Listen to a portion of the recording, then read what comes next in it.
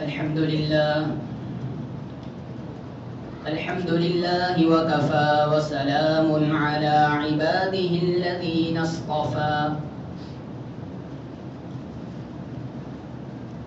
أما بعد فعن النبي صلى الله عليه وسلم قال: من قال حين يسمع النداء اللهم رب هذه الدعوة التامة والصلاة القائمة آت محمدا الوسيلة والفضيلة وبعثه مقاما محمودا الذي وعدته وجبت له شفاعتي يوم القيامة.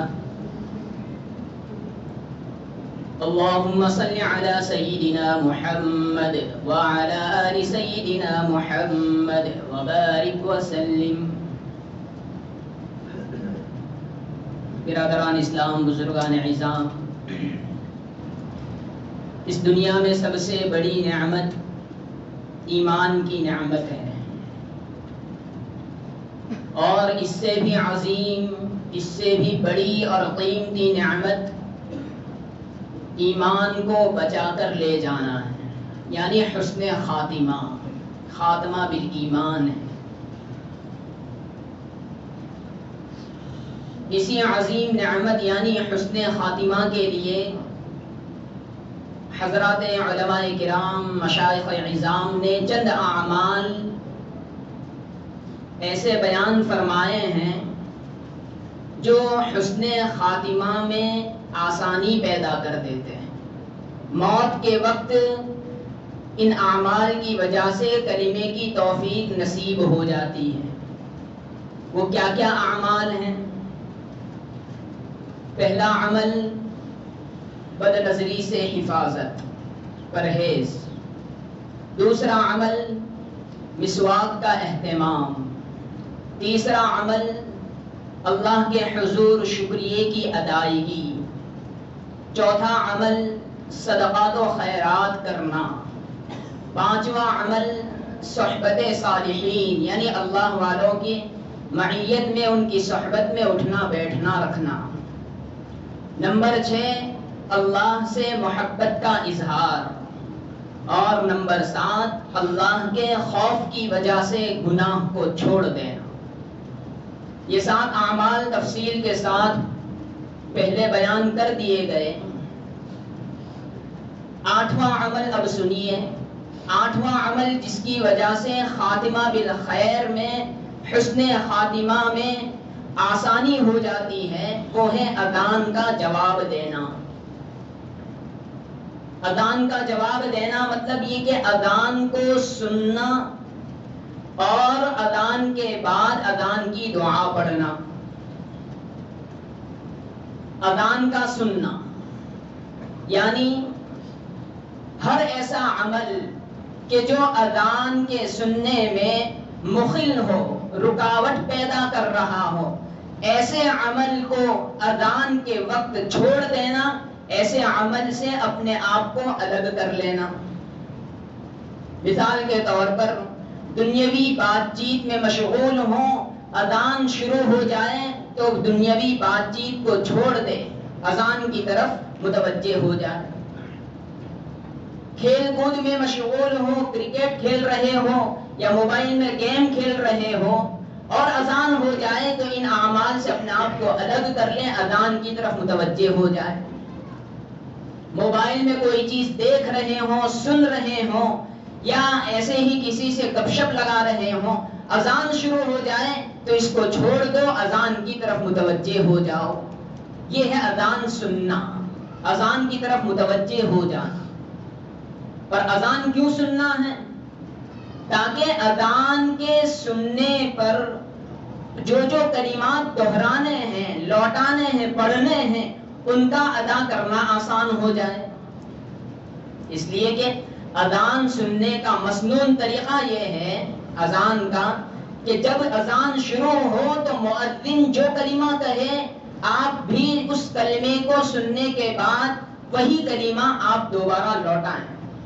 مؤذن کہے اللہ اکبر اللہ اکبر، تو آپ بھی کہیں اس کے خاموش ہو جانے کے بعد اللہ اکبر اللہ اکبر. مؤذن کہے اشہد ان لا الہ الا اللہ، آپ بھی کہو اشہد ان لا الہ الا اللہ. مؤذن کہے اشہد ان محمد رسول اللہ، آپ بھی کہیں اس کے خاموش ہو جانے کے بعد اشہد ان محمد رسول اللہ. مؤذن کہے حی علی الصلاۃ، تو آپ کہو لا حول ولا قوۃ الا باللہ. مؤذن کہے حی علی الفلاح، تو آپ بھی کہو لا حول ولا قوۃ الا باللہ. مؤذن کہے اللہ اکبر، آپ بھی کہو اللہ اکبر. مؤذن کہے لا الہ الا اللہ، تو آپ بھی کہو لا الہ الا اللہ. یہ ہے اذان کے کلمات کا جواب دینا. یہ کب ہوگا؟ جب آپ اذان کو سنیں گے تو اس کا جواب دے سکیں گے. یہ تو ہوا اذان کا سننا. اب اس کے بعد اذان کے بعد اذان کی دعا پڑھنا. کیا ہے دعا؟ ہم میں سے اکثر کو یاد ہوگی، اور یاد نہ ہو تو یہ دوسری مرتبہ پڑھی جا رہی ہے. اللہم رب هذه الدعوة التامة والصلاة القائمة آت محمدا الوسيلة والفضيلة وابعثه مقاما محمودا الذي وعدته إنك لا تخلف الميعاد. یہ اذان کے بعد کی دعا پڑھیں. اگر یہ عمل کریں گے، یہ دعا پڑھیں گے، تو رسول اللہ صلی اللہ علیہ وسلم نے حدیث پاک میں فرمایا کہ اسے بندے کے لیے میری شفاعت، میری سفارش قیامت کے دن واجب ہو جائے گی. یہی روایت میں نے پڑھی خطبے میں. من قال حین یسمع النداء، جو کوئی بندہ اذان کی آواز سن کر یہ دعا پڑھے گا اللہم رب هذه الدعوة التامة والصلاة القائمة آت سیدنا محمدا الوسیلة والفضیلة وابعثه مقاما محمودا الذي وعدته وجبت له شفاعتی یوم القیامہ. جو ایسا پڑھے گا کرے گا تو اس کے لیے قیامت کے دن میری سفارش، میری شفاعت واجب ہو جائے گی. یہ رسول اللہ صلی اللہ علیہ وسلم فرما رہے ہیں. یہ بخاری شریف کی روایت ہے. اس کے شرح میں، اس کی خلاصے میں ملا علی قاری رحمۃ اللہ علیہ فرماتے ہیں کہ جب رسول اللہ صلی اللہ علیہ وسلم نے یہ کہہ دیا کہ جو کوئی بندہ یہ دعا پڑھے گا تو قیامت کے دن میری سفارش واجب اور لازم ہوگی، اس کا مطلب یہ ہے فَفِيهِ إِشَارَةٌ إِلَى بَشَارَةِ حُسْنِ الْخَاتِمَةِ، کہ اس میں اشارہ ہے اس بات کی طرف کہ اس بندے کا حسن خاتمہ ہوگا. کیونکہ رسول اللہ صلی اللہ علیہ وسلم کی سفارش کل قیامت کے دن کس کے لیے ہوگی؟ مومن کے لیے ہوگی، ایمان والے کے لیے ہوگی، کسی کافر اور غیر مسلم کے لیے تو نہیں ہوگی.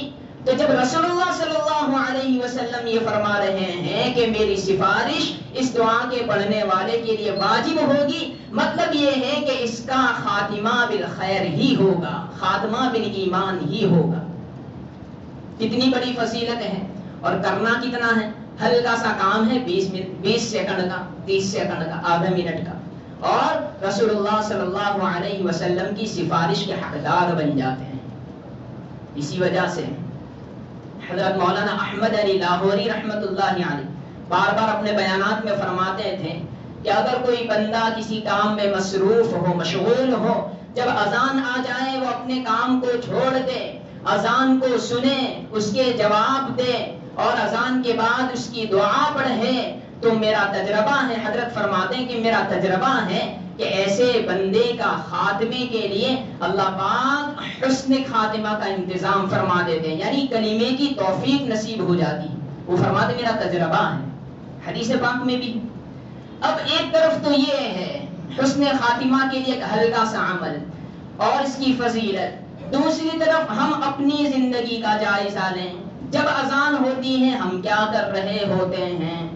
مثال کے طور پر اذان ہو رہی ہے مغرب کی، ہم زور و شور سے باتوں میں مشغول ہوتے ہیں. اذان ہو رہی ہے عشاء کی، ہم مسجد میں بیٹھ کر، جماعت خانے میں بیٹھ کر پیر پھیلائے ہوئے باتیں کر رہے ہوتے ہیں. اذان ہو رہی ہوتی ہے، ہم چوراہوں پر، آٹوں پر بیٹھ کر ایک دوسرے سے گپ شپ لگا رہے ہوتے ہیں.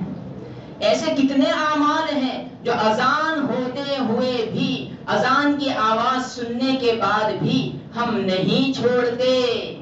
تو یہ اذان کی بے ادبی تو ہے ہی، ساتھ ساتھ اس بڑی فضیلت سے بھی محرومی کا سبب ہے۔ اس لیے جب بھی اذان ہو تو خاموش ہو جائیں، اپنے کاموں کو چھوڑ دیں اور اذان کے طرف متوجہ ہو کر اذان کا جواب دیں، اور اذان کے بعد کی دعا بھی یاد نہ ہو تو یاد کر لیں، کتابوں میں لکھی ہے مسنون دعاؤں میں، یاد کر لیں، تھوڑا سا وقت لگے گا، یاد ہو جائے گی، ہمیشہ کام دے گی، حسن خاتمہ کا ایک بہترین سبب بن جائے گی۔ اب یہاں ایک مسئلہ اور بھی سن لیجئے، ان مجمع کو دیکھ کر یاد آ گیا، اذان جو 5 وقتہ اذان ہوتی ہے نمازوں کی، وہ اذان مراد ہے۔ خطبے سے پہلے جو اذان ہوتی ہے اس وقت شریعت کا حکم یہ ہے، اذا خرج الامام فلا صلاۃ ولا کلام، جب امام باہر نکل آئے خطبے کے لیے، ممبر پر آ جائے، یا کہ کسی کمرے وغیرہ سے آ رہا ہو، جیسے ہی اپنے کمرے سے نکل آئے اس کے اوپر نگاہ پڑ جائے، فلا صلاۃ، کوئی نماز نہیں اس کے بعد، ولا کلام، اور کوئی کلام بھی نہیں۔ مطلب یہ کہ جب خطبے کا عین وقت آ جائے تو ایسے موقع پر نہ کوئی کلام کرنا ہے، نہ نماز پڑھنی ہے، نہ قرآن پڑھنا ہے، نہ دعا کرنی ہے، نہ کسی کو سلام کرنا ہے، نہ کسی کو سلام کا جواب دینا ہے، نہ کسی کو کسی غلط بات پر ٹوکنا ہے کہ خاموش رہے، یہ بھی نہیں کہنا ہے۔ جب یہ حکم ہے، اس کے باوجود ہم اکثر جمعہ میں دیکھتے یہ ہیں، خطبہ ہو رہا ہوتا ہے، نگاہیں دور تک جاتی ہیں، کوئی کسی سے باتیں کر رہا ہوتا ہے، کوئی کسی سے ہنسی مذاق کر رہا ہوتا ہے، بلکہ یہ تو نگاہوں کے سامنے ہوتا ہے، نگاہوں سے اوجھل اوپر کی طرف یہ ہوتا ہے کہ دوڑنے کی آوازیں آتی ہیں، کبھی کبھی یہ کھڑکی کھلی ہوتی ہے، اوپر کی کھڑکی کھلی ہوتی ہے تو بات چیت کی آواز بھی یہاں تک پہنچتی ہے، بتائیے کتنی زور سے باتیں کر رہے ہوں گے ہم اوپر۔ تو یہ ہمارا ادب ہے اذان کا، یہ ہمارا ادب ہے خطبے کا، رکوع کے وقت تک آواز آتی ہے بات چیت کی، تو یہ ہمارا ادب ہے۔ ادب پر بھی اللہ پاک کبھی کبھی نواز دیتے ہیں، اس لیے یہ باتیں کوئی بتلانے کی سمجھانے کی نہیں ہوتی کہ جب خطبہ شروع ہو جائے، اذان ہونے لگے جمعہ کی دوسری، تو خاموش ہو جاؤ، ادب سے بیٹھ جاؤ، دھیان ہمارا متوجہ ہو جاؤ، یہ باتیں کوئی سمجھانے والی چیزیں ہیں؟ یہ باتیں ہم بچپن سے سنتے ہیں، بچپن میں ہم بھی چھوٹے ہوتے ہیں بات چیت کیا کرتے تھے، وہی ماحول ابھی بھی دیکھ رہے ہیں جو بڑے ہیں ان میں بھی، تو فرق کیا ہوا؟ ہم اپنے آپ کو سمجھائیں، کسی اور کے سمجھانے کی ضرورت نہ پڑے، کوئی اور اس بات کو سمجھائے گا تو آپ کو شرم محسوس ہوگی، میں اتنا بڑا ہو گیا مجھے یہ بات سمجھا رہے، خود ہی سے سمجھ جاؤ، اس لیے کہ اگر نہ سمجھیں گے تو اس میں دوسرا نقصان یہ ہے کہ ہم مسجد کی بھی بے ادبی کر رہے ہیں۔ ایک تو خطبے کی اذان کی نماز کی بے ادبی ہوتی ہے اس موقع پر بات کرتے ہوئے، اور دوسری بے ادبی یہ ہے کہ ہم مسجد میں ہوتے ہوئے اس کا بھی ادب کا خیال نہیں رکھتے، اور تیسرا نقصان اور خرابی یہ ہے کہ جو دھیان سے خطبہ سن رہا ہے، جو نماز میں مشغول ہے، اس کے لیے بھی ہم غفلت کا اور اس کے دماغ میں بھی الجھن پیدا کر رہے ہیں، تشویش پیدا کر رہے ہیں، اس کا دھیان بھٹکا رہے ہیں، تو کتنے سارے نقصانات ہیں آپ کی ہلکی سی بات چیت اور ہنسی مذاق اور ٹھٹھے سے۔ اس لیے خوب خیال رکھا جائے ان چھوٹی چھوٹی چیزوں کا بھی۔ آپ نے زبیدہ خاتون کا نام سنا ہے؟ نہر زبیدہ جس نے بنوائی تھی، خلیفہ ہارون رشید کی بیوی، جو ایک مرتبہ مکہ مکرمہ گئی، وہاں حاجیوں کو پانی کی وجہ سے تنگی محسوس کرتے ہوئے دیکھا کہ تھوڑا سا پانی 10 درہم میں بک رہا تھا، تو انہوں نے سوچا کہ ایک نہر بنوا دی جائے حاجیوں کے لیے، تقریباً 33 یا 38 کلومیٹر لمبی نہر بنوائی ان خاتون زبیدہ نے، جس کو ملکہ زبیدہ بھی کہا جاتا ہے، یہ سلجوقی سے پہلے والی زبیدہ ہے، ہارون رشید کی بیوی، تو انہوں نے نہر بنوائی تھی۔ جب ان کا انتقال ہو گیا تو کسی نے خواب میں دیکھا کہ کیا بنا، یعنی آپ کا ساتھ کیا ماجرا پیش آیا، اللہ پاک نے کیسا معاملہ فرمایا، تو انہوں نے خواب میں کہا، زبیدہ خاتون نے، بڑی اللہ کی نیک بندی تھی، متقیہ پرہیزگار، انہوں نے کہا کہ ہاں میری مغفرت ہو گئی، اللہ خوش ہو گئے۔ تو خواب دیکھنے والے نے کہا ہاں یہ تو ہونا ہی تھا، آپ نے اتنی لمبی چوڑی نہر جو بنوا دی لوگوں کے فائدے کی، لاکھوں لوگوں نے اس سے فائدہ حاصل کیا، حیوانات نے، جانوروں نے بھی فائدہ اٹھایا، ریگستان کے اندر نہر جاری کروا دی تھی۔ تو انہوں نے کہا کہ ہاں یہ تو ہونے ہی والا ہے، آپ نے نہر بنوا دی تھی، اتنا بڑا کام کر دیا۔ زبیدہ خاتون نے کہا نہیں، اس عمل کی وجہ سے نہیں، بلکہ ایک مرتبہ میں اپنے گھر میں کھانے بیٹھی تھی، روٹی کا لقمہ ہاتھ میں توڑا تھا، روٹی سے سالن میں بھگونے ہی جا رہی تھی کہ اذان کی آواز میرے کانوں میں پڑی۔ گھر میں عام طور سے مستورات میں پردے کا اہتمام تو ہوتا ہے، لیکن دوپٹہ ہلکا پھلکا سا کھلا رہ جاتا ہے۔ زبیدہ خاتون فرماتی ہیں کہ میرا دوپٹہ ہلکا سا پیچھے کی طرف تھا، آدھا سر ڈھکا ہوا تھا، آدھا کھلا تھا۔ اذان کی آواز سنتے ہی کھانا چھوڑ دیا، دوپٹہ صحیح کیا اور اذان کی طرف متوجہ ہوئی۔ بس یہ عمل ایسا تھا جو مجھے یاد بھی نہیں تھا، چھوٹا سا عمل تھا، لیکن اللہ پاک کو یہ اتنا پسند آ گیا کہ اللہ پاک نے اس عمل کی وجہ سے میری مغفرت فرمائی۔ اس لیے نیکی کا کوئی کام چھوٹا نہ سمجھو اور گناہ کا کوئی کام ہلکا نہ سمجھو، بلکہ ہر چھوٹی بڑی نیکی کو انجام دو، عمل کرو، اور ہر گناہ چھوٹا ہو یا بڑا اس سے اپنے آپ کو بچانے کی کوشش کرو۔ بہرحال یہ 8واں سبب ہے اذان کا جواب دینا، جس کی وجہ سے حسن خاتمہ کی توفیق نصیب ہو جاتی ہے۔ اللہ رب العزت ہم سب کو خاتمہ بالخیر، حسن خاتمہ کی نعمت نصیب فرمائیں۔ آمین وآخر دعوانا الحمد للہ رب العالمین۔